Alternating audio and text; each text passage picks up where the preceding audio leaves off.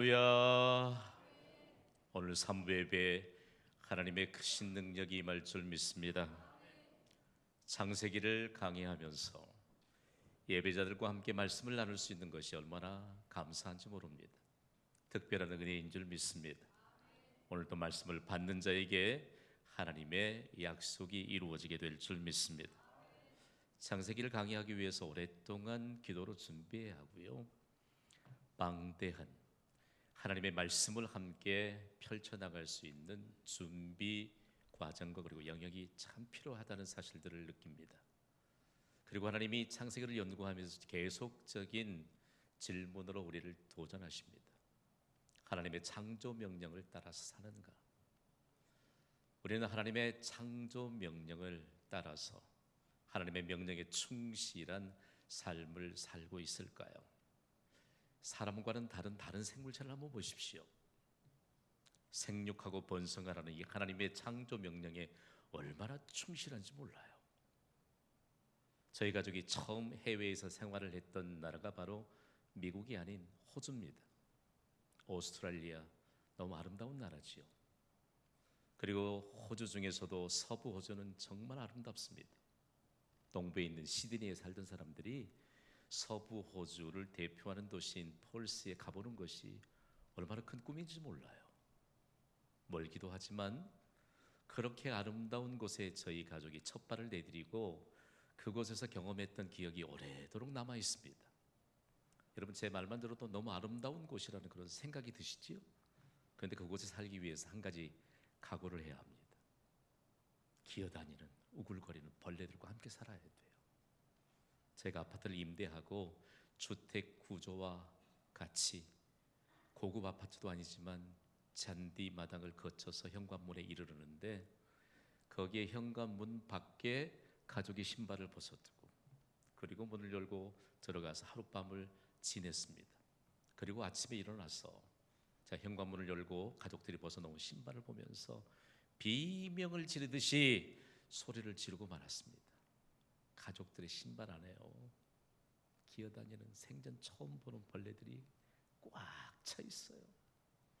주변에는 얼마나 많은 벌레들이 있는지, 밤사이 어디서 이렇게 나왔는지 그때만 생각하면 얼마나 몸이 움츠려드는지 너무 놀라서 날이 밝아서 이제 같이 공부하던 그 선교사님을 만나가지고 내가 몸을 움츠려가면서 얘기했어요. 그 벌레 얘기. 너무 징그럽고 무섭고. 그랬더니 이 선교사님이 제 얘기를 듣더니 저보다 먼저 왔는데 웃고만 있어요. 미소만 짓고 있어요. 그 나중에 하는 말이, 목사님, 저는 도심에서 좀 벗어난 산 속에서 사는데 저는 벌레와 동거하며 삽니다. 사실 그래요. 아름답지만 그 벌레들이 왜 그렇게 집 밖에 그렇게 많을까? 그 나라의 법으로 규정해 놓은 게 있더라고요. 집 안에 들어오는 벌레는 약을 뿌려서 얼마든지 잡을 수 있습니다. 그러나 집 밖에 있는 벌레는 그 벌레를 잡기 위해 약을 뿌리면 그건 법의 저촉을 받습니다. 위법이죠. 그들의 결론이 있습니다. 집 밖에 벌레들이 살 수 없다면, 다른 생물체가 살 수 없다면 사람도 살 수 없다는 결론이죠. 맞는 것입니다, 여러분. 그러면서 얼마만큼 많은 벌레들이 있는지, 그 아름다운 환경 속에 제가 살던 아파트 주변으로 아주 끝이 없는 강줄기가 뻗어 있고, 그리고 하얀 모래, 그리고 금모래가 고운 가루처럼 쭉 펼쳐지기 때문에 아침 저녁으로 산책하는 사람이 참 많아요. 그런데 그곳에 산책하기 위해서 손에 나뭇가지를 들고 다녀야 돼요. 파리가 얼마나 많든지, 그리고 파리가 얼마나 친근한지 입속으로 그냥 들어와요. 안경 안에도 파고들어요. 해가 지기 시작하면 모기들이 얼마나 많은지, 낮에는 파리떼에 시달리고 저녁에는 모기떼에 시달리고, 잔디에 보면요, 잔디풀 하나하나에 모기가 다 알을 거기에 까놨어요. 그리고 조금만 도심을 벗어나서 산과 들로 가면요, 얼마나 짐승들이 많은지 몰라요. 토끼가 얼마나 많든지, 농작물을 경영하는데 골칫거리를 앓을 만큼 많이 번식합니다. 잡아먹으라고 해도 그 한계가 있는 것이죠. 호주를 대표하는 캥거루는요, 너무너무 많아요. 조금만 벗어나면 캥거루들이 아침으로 떼를 지어서 내려옵니다. 뭐를 먹으러 내려오고 얼마나 많은지 몰라요. 우리 법으로 캥거루를 잡아먹도록 허용했거든요. 그래서 호주에 원주민들이 사는데 원주민들을 애보리진이라고 합니다. 그들이 주로 캥거루를 잡아서 그들에게 복음을 전하는 선교사님들이 그 캥거루를 꼬리로 탕을 끓여 놓으면 속꼬리 곰탕보다 훨씬 맛있대요. 가끔 초대해요. 캥거루 꼬리 곰탕 먹으러 오라고. 한 번도 가본 적이 없습니다. 양떼들은 또 얼마나 많은지요. 호주에 사는 사람들보다 양떼 이 헤아려 보면 훨씬 더 많으니까 그들이 이런 조크를 합니다. 양들이 온순하게 망정이지 양들이 사나웠다면 그 대륙에는 사람이 살지 못할 것이라고. 아무튼 짐승이 많아요. 너무너무 많아요. 그 가운데 정말 다른 짐승들이 괜찮은데 꾸물꾸물 기어다니는 그 징그럽고 흉측한 너무너무 많아요. 이 땅에 기어다니는 것 그리고 수많은 짐승들을 누가 만들었을까요? 하나님이 만드셨어요. 하나님이 여섯째 날 만드셨어요. 오늘 본문은 여섯째 날 창조에 대해서 말씀하시는데 오늘 본문인 창세기 1장 25절을 우리 다 함께 읽도록 하겠습니다. 시작. 하나님이 땅의 짐승을 그 종류대로 가축을 그 종류대로 땅에 기는 모든 것을 그 종류로 만드시니 하나님이 보시기에 좋았더라. 아멘. 우리가 창세기를 강의하면서 하나님 보시기에 좋았더라. 아니 징그러운데 바다 생물도 징그럽고 흉측한 게 많은데 그리고 땅에 기는 것 내가 볼 때 거의 대부분 다 징그러워요. 그럼에도 왜 하나님 보시기에 좋았더라고 말씀할까? 생육하고 번성하라는 창조 명령대로 충실하게 생육하고 번성하는 그 상태로 하나님의 창조 명령을 수행하고 있기 때문입니다. 사람 보기에 조금 혐오스러운 그런 것 있잖아요.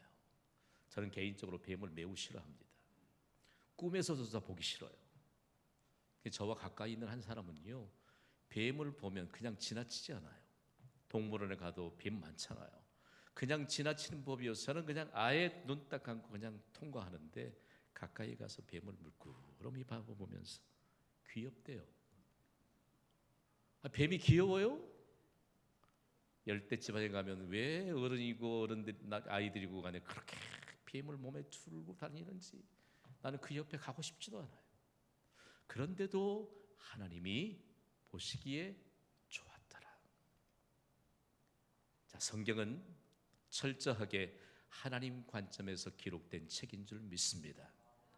하나님이 생육하고 번성하는 이 창조 명령에 충실한 모든 피조물을 향해 하나님 보시기에 좋았더라고 말씀합니다. 이처럼 땅에 기는 것과 그리고 가축들과 각종 짐승들을 지으신 여섯째 날 바로 하나님은 사람을 만드셨습니다. 사람을 만드실 때, 즉 사람을 창조하실 때 놀라운 하나님의 계획이 있었거든요. 오늘 보면 창세기 1장 26절을 우리 함께 읽습니다. 시작. 하나님이 이르시되 우리의 형상을 따라 우리의 모양대로 우리가 사람을 만들고 그들로 바다의 물고기와 하늘의 새와 가축과 온 땅과 땅에 기는 모든 것을 다스리게 하자 하시고 아멘. 하나님은 한 분뿐이심을 믿습니까?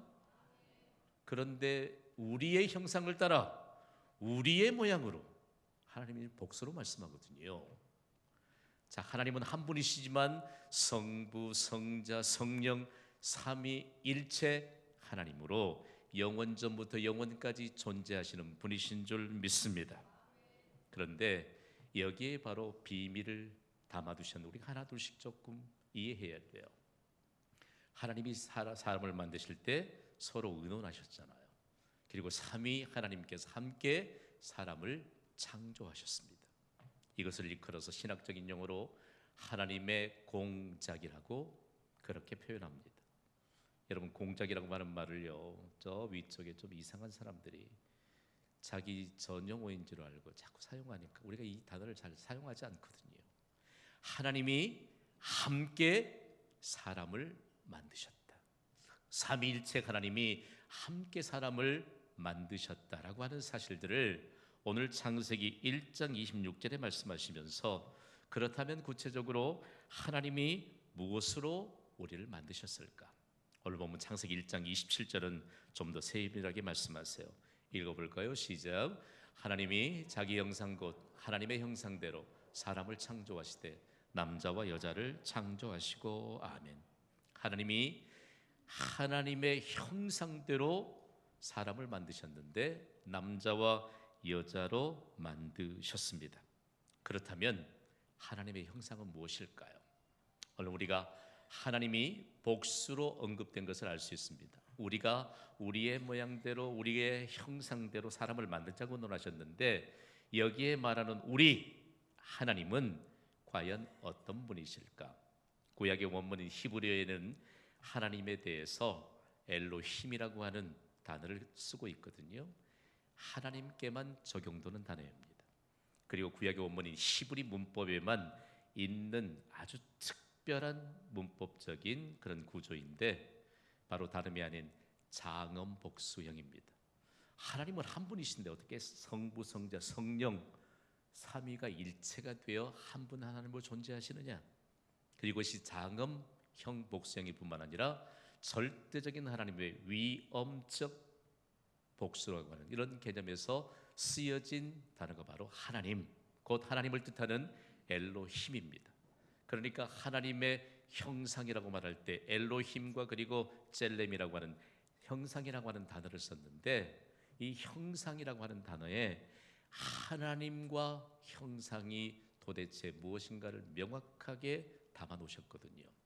자, 다른 언어로는 분명하게 해석할 수 없는 하나님의 형상에 대해 명확하게 설명하기를, 하나님의 형상은 한번 따라하시지요.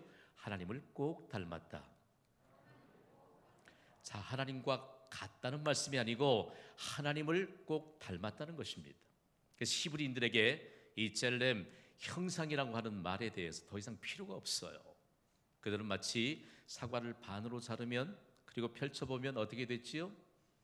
양쪽이 똑같지는 않지만 닮았잖아요. 그래서 자르고 보니 닮았다. 하나님과 사람의 닮은 것에 대해서 말씀하고 있다는 것이죠. 자, 하나님과 사람을 우리가 닮았기 때문에 우리는 하나님을 대표하는 존재로 지음을 받았습니다. 하나님의 형상이라고 하면 우리가 하나님을 닮았고, 그리고 우리가 하나님을 닮았기 때문에 우리가 하나님을 대표하는 존재라는 것입니다. 오늘 여러분 이 말씀을 마음에 새길 수 있거든 새겨두시기를 주님의 이름으로 축복합니다. 우리가 하나님을 닮았다고 할 때 하나님의 성품을 닮았다는 것입니다.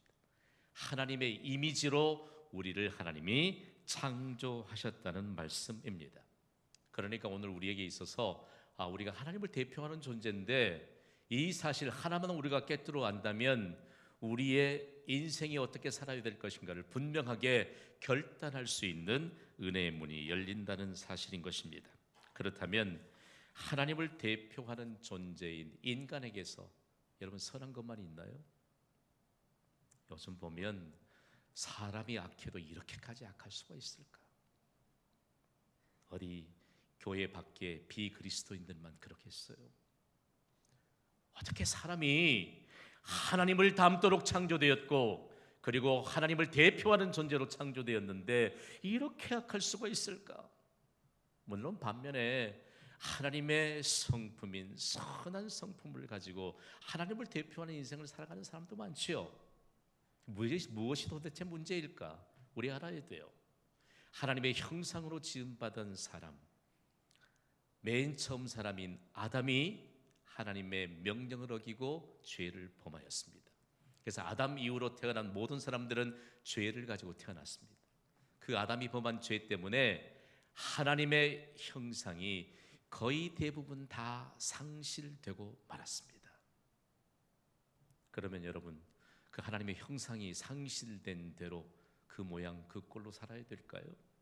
그러나 하나님이 하나님을 닮은 존재로 사람을 창조하실 때 삼위 하나님께서 의논하시고 결정하시듯이 하나님의 형상을 상실해버린 인간들이 다시 하나님의 형상을 회복하도록 의논하시고 결정하셨습니다. 그것이 무엇이지요? 하나님의 형상의 실제이신 예수님을 이 땅에 보내셨습니다. 그리고 예수님을 구주로 믿는 자마다 하나님의 형상을 회복시켜 주십니다. 이것이 바로 오늘 우리가 누리는 은혜인 것이죠. 성경은 이 사실을 얼마나 명확하게 증거하고 있는지 몰라요.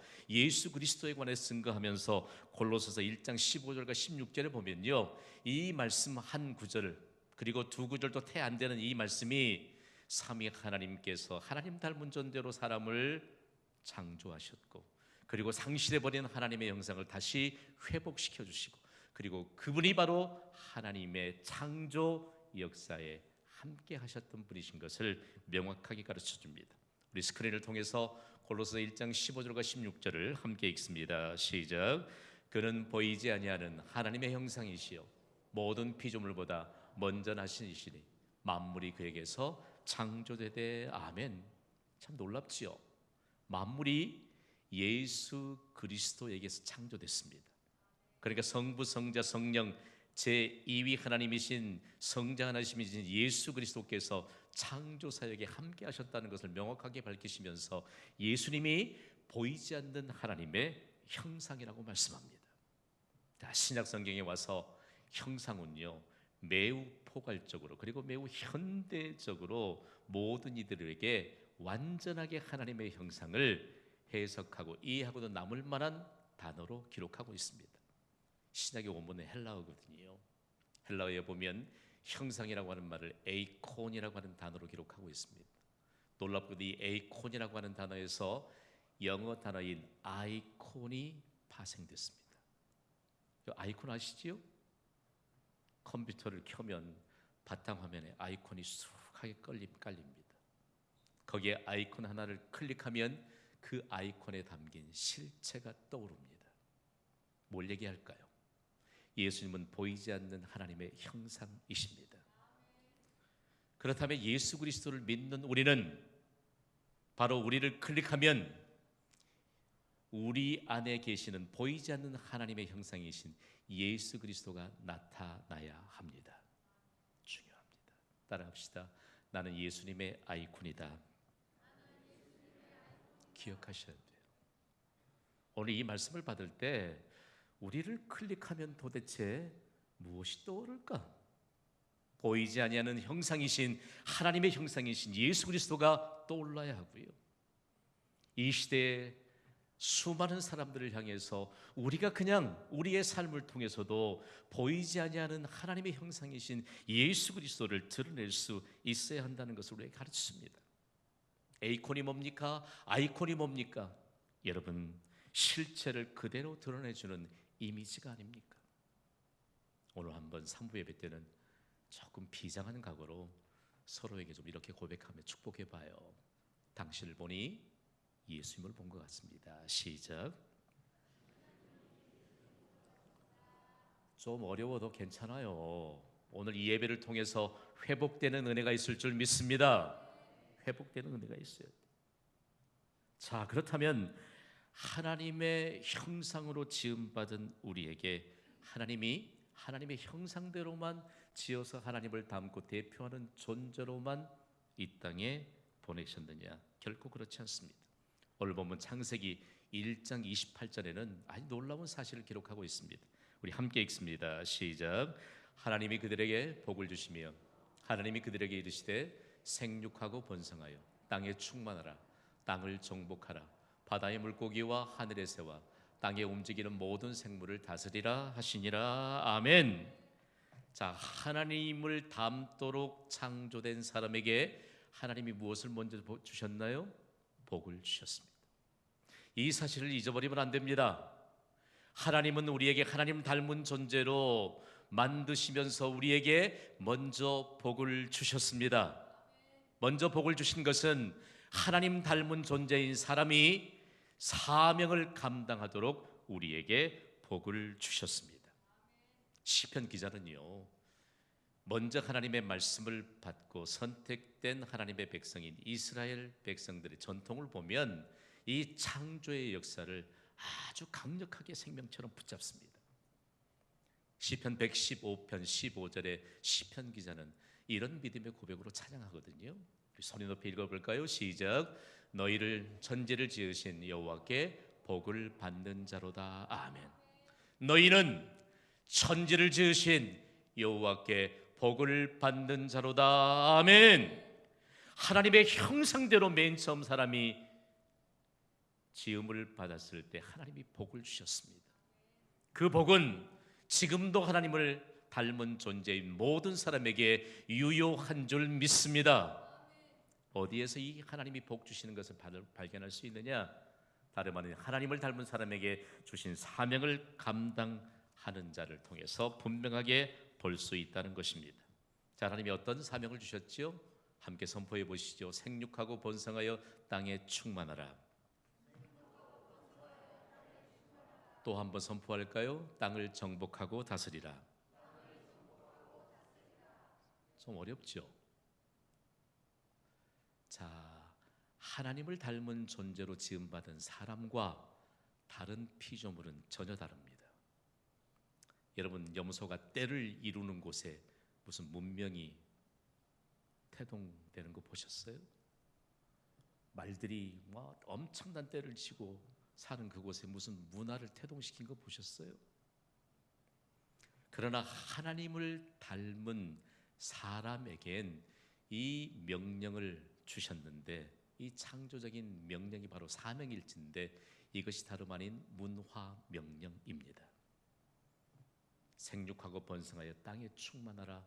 땅을 정복하고 다스리라는 것은요, 우리가 하나님 닮은 존재들이 함께 사는 곳에 하나님이 문명과 문화를 태동시키도록 주신 문화 명령입니다. 이 문화 명령을 국가적인 사명으로 받았던 나라들이 지금까지도 강성한 나라가 되었고, 그리고 인류 역사를 주도해 갈 수 있는 하나님의 역사들을 계속적으로 태동시키면서 경험하고 있는 것입니다. 여러분, 기억해야 돼요. 왜 하나님이 교회를 세우셨을까? 그리고 왜 하나님의 백성들을 구별하셨을까? 그리스도인이 이 시대의 가장 문제가 무엇일까? 그리스도인다운 하나님을 닮은 존재로 살아가는 사람들로 인해서 기독교 문화가 태동되는 것은 너무나 당연한 줄 믿습니다. 무엇이 문제입니까? 그리스도인들이 교회 밖에 비그리스도인들을 흉내내며 살아가는 이 시대가, 이미 우리가 교회 문 밖에만 나가면 우리 그 어떤 사람들도 자유할 수 없어요. 어떤 사람도 자유할 수 없어요. 그래서 하나님은 성경에 그러면 우리가 받은 이 문화 명령은 어떻게 우리가 감당해야 될 것인가 라고 하는 것을 명확하게 해석해 주거든요. 에베소 2장 10절은 이렇게 증거합니다. 함께 읽습니다. 시작. 우리는 그가 만드신 바라 그리스도 예수 안에서 선한 일을 위하여 지으심을 받은 자니 이 일은 하나님이 전에 예비하사 우리로 그 가운데서 행하게 하려 하심이니라. 아멘. 하나님이 하나님 닮은 존재로 사람을 창조하신 것은 선한 일을 하기 위함인 줄 여러분 믿으시기 바랍니다. 우리는 달라요. 예수님을 믿든지 믿지 않든지 간에 하나님의 형상으로 지음받은 사람은 하나님을 대표하는 존재거든요. 우리가 행할 일은 선한 일이에요. 뒤에서 발목 잡는 일, 비그리스도인들 가운데서도 저급한 사람들이 하는 일이에요. 우리가 하나님 앞에서 선한 일을 행할지인데 사람 앞에서도 선한 일을 행하며 살아야 하는 줄 믿습니다. 그래야 기독교적인 문화가 태동이 되고 비기독교적인 이와 같은 반대적인 악의 요소들을 걷어낼 수 있고, 그리고 하나님의 새로운 역사를 증거할 수 있는 복된 인생을 살아가게 될 줄 믿습니다. 그런데 성경은 우리에게, 구원받은 우리에게 보다 구체적인 문화 명령에 대한 실행할 수 있는 말씀을 주세요. 디도서 2장 14절입니다. 우리 함께 읽습니다. 시작. 그가 우리를 대신하여 자신을 주심은 모든 불법에서 우리를 속량하시고 우리를 깨끗하게 하사 선한 일을 열심히 하는 자에게 이 백성이 되게 하려 하심이라. 아멘. 따라하겠습니다. 선한 일을 열심히 하는 자가 되라. 하나님의 백성으로 하나님이 말씀하세요. 저는 경신교회를 세우신 분이 하나님이신 줄 분명하게 믿습니다. 여기에서 선한 일을 더욱 열심히 하는 자들로 훈련시키는 거대한 훈련장인 줄 믿습니다.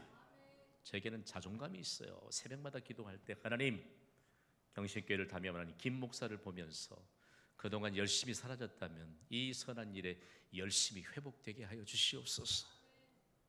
여러분 한번 좀 물어봅시다. 근데 김 목사 보면 좀 여러분의 좀 열심히 좀 회복되고 있지 않습니까? 반응이 전혀 없으면 어떡해요? 여러분, 우리가 정말 하나님이 복을 주셨다는 사실을 알고, 그리고 우리가 하나님의 복을 사모한다면 선한 일에 열심을 가지는 하나님의 백성으로 살아야 할 줄 믿습니다. 우리를 창조하신 목적도, 우리를 구원하신 목적도 선한 일을 행하되 더욱더 선한 일을 열심히 하도록 하나님이 우리에게 그것을 창조 명령인 사명으로 주셨는데, 이것이 바로 문화 명령이라는 사실들을 우리는 기억해야 할 것입니다. 그러면서 오늘 우리는 결론적으로 이런 메시지를 받습니다. 하나님을 닮은 사람은 어떻게 살아야 하는가? 하나님을 닮은 사람들은 어떻게 살아야 되죠? 시대와 국가와 대륙을 막론하고 하나님을 닮은 사람은 어떻게 살아야 하는가에 대한 해답을 주었던 믿음의 선각자들이 있습니다. 저는 청교도 역사를 연구하면서 청교도 역사 가운데 가장 뚜렷하게 영향력을 주었던 한 사람을 여러분에게 소개하려고 합니다. 미국의 청교도 초기 역사에 보면요, 가장 뚜렷하게 하나님을 닮은 사람으로서 영향력을 끼친 한 사람이 있습니다. 이 사람은 미국이 식민지 시대였는데 그때도 청교도 목사였고, 그리고 18세기 미국 대각성 운동의 주창자가 되어 그가 대부흥 운동의 기수가 되었거든요. 이 사람이 다름 아닌 조나단 에드워즈입니다. 이 조나단 에드워즈는 지금도 그가 18세기 인물이지만 미국인들의 존경을 한 몸에 받고 있습니다. 지금도 미국인들의 정신적인 지주요, 그리고 세계 여러 나라의 그리스도인들의 이 잠든 영혼들, 열심히 식은 자들의 영혼을 흔들어 깨우고 있습니다. 미국인들이 그를 어떻게 평가하고 있을까요? 저는 문헌을 보면서 너무 충격을 많이 받았어요. 그에 대한 평가를 보십시오. 성경을 사랑하는 사람, 칼빈주의자, 가슴의 신앙을 가르치는 사람, 열정과 능력의 복음 설교자, 그리고 무엇보다도 그리스도를 사랑하는 사람, 죄인은 미워하고 하나님을 두려워하는 사람, 교회사에 있어서 사도 바울을 가장 많이 닮은 사람, 기독교 역사에 있어서도 몇 안 되는 탁월한 인물 중 한 사람, 미국의 역사에서도 가장 탁월한 지성인이요 보배 같은 미국의 철학자, 한 사람 그리스도인이 하나님을 닮은 인생을 살아가게 될 때 미국이 국가적인 보배로 여길 수 있는 한 사람으로 평가받고 있습니다. 그 사람에 대해 조금 더 연구해 보았더니 너무 충격적인 일들이 많아요. 조나단 에드워즈는 1703년 10월 5일에 태어났는데 11남매 중 5번째로 태어났습니다. 저도 7남매 막내로 태어나 자랐는데 11남매, 여러분 상상이 되세요? 그런데 그가 부모로부터 받은 믿음, 그리고 부모와 함께 출석했던 교회 주일학교를 통해서 받은 믿음의 영향력이 어느 때부터 드러났느냐? 그가 부모로부터 하나님의 창조에 관한 이런 하나님의 말씀을 배우고, 그리고 주일학교에서 하나님 닮은 존재로 사람이 지음을 받았다는 사실을 깨달은 때가 언제냐? 그의 나이 8살 때예요. 그가 이 사실을 깨닫고 하나님 닮은 사람으로 살기를 결단하면서 실행했던 일이 하나 있는데, 미국에는 건초 더미를 보관하는 창고들이 크고 많거든요. 거기는 어린아이들의 최적의 놀이터지요. 그런데 수요일 해가 머뭇거리다가 해가 뉘엿뉘엿 질 그 시간에 그곳에서 놀던 아이들을 모아서 수요 기도회를 갖기 시작한 겁니다. 점점 놀이터에서 놀던, 건초더미 창고에서 놀던 아이들이 조나단 에드워즈를 따라서 기도의 손을 모으면서 기도 운동을 펼쳐갑니다. 그러다가 점점 아이들이 많아지니까 건초더미를 쌓아놓았던 그 창고들을 순회하면서 기도 운동을 펼쳐갑니다. 그러면서 이 한 소년의 기도 운동이 미국 전역의 기도 운동으로 확산이 됐습니다. 그렇다면 이 사람이 어떻게 자랐을까? 보면 하나님의 특별한 은혜가 임하였거든요. 13살 때에 미국의 예일 대학교에 입학하게 되었습니다. 그리고 19세 때에 신학 석사 학위를 받고 목회자가 되었고, 그리고 예일 대학교에서 가르치는 강사로 활동하게 되었습니다. 그리고 수많은 사람들을 하나님 닮은 사람들로 인도하는 그런 삶을 살았거든요. 급기야 1758년에 그는 지금의 프린스턴 대학의 총장으로 재임합니다. 그 과정을 총망라해서 연구해 본 결과를 보면 그는 수많은 사람들을 예수님께로 인도하고, 그리고 문화명령을 수행하는 하나님을 닮은 사람으로 살게 했던 축복의 통로가 되었습니다. 이 한 사람의 영향력이 얼마나 큰 영향을 끼쳤을까라고 하는 것인데요, 지금도 미국에서 가장 존경받는 가문이 어떤 가문이냐? 조나단 에드워즈의 가문입니다. 여러분, 오늘 이 말씀을 우리가 함께 받으면서 우리에겐 고민도 있고 풀어야 될 과제도 있습니다. 그리고 어쩌면 우리에게 아직 벗어버리지 못한 세상적인 가치관과 세계관이 여러분에게 아마 남아있을 수도 있어요.